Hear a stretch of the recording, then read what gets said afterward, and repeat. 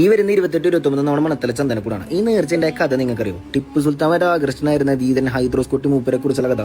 ഹിജ്റ 1148 ചാവക്കാട്ടെ 32 ചേരിക്കലുകളും അടക്കമായിരുന്ന ഗവർണർ മൂസക്കുട്ടി മൂപ്പർക്കും പത്നി ആമിനിക്കും വാർദ്ധക്യത്തിലുണ്ടായ മകനാണ് ഹൈദ്രോസ് കുട്ടി മൂപ്പർ. കാലക്രമേണ മൂസക്കുട്ടി മൂപ്പരുടെ മരണത്തോടെ മകനായിരുന്ന ഹൈദ്രോസ് കുട്ടി മൂപ്പർ ഈ സ്ഥാനത്തേക്ക് വരും. ആ കാലഘട്ടങ്ങളിൽ ജനങ്ങളുടെ കയ്യിൽ നിന്നും പിരിച്ചിരുന്ന ഭീമമായ നികുതിക്കാരം പിരിക്കാൻ ഹൈദ്രോസ് കുട്ടി മൂപ്പർ വിസമ്മതം പ്രകടിപ്പിച്ചത് സാമൂതിരിയെ ചൊടിപ്പിക്കുന്നു.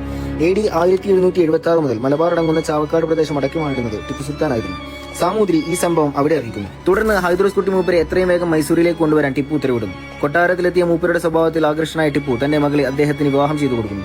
മകളെ ഏൽപ്പിച്ചു കൊടുത്ത വിവരം അറിയിക്കാനുള്ള കത്ത് ചാവക്കാട് എത്തിക്കാൻ ടിപ്പുവിന്റെ സൈനിക മേധാവിയായിരുന്ന മീർഖാൻ സാഹിബിനെ ഏൽപ്പിക്കുന്നു.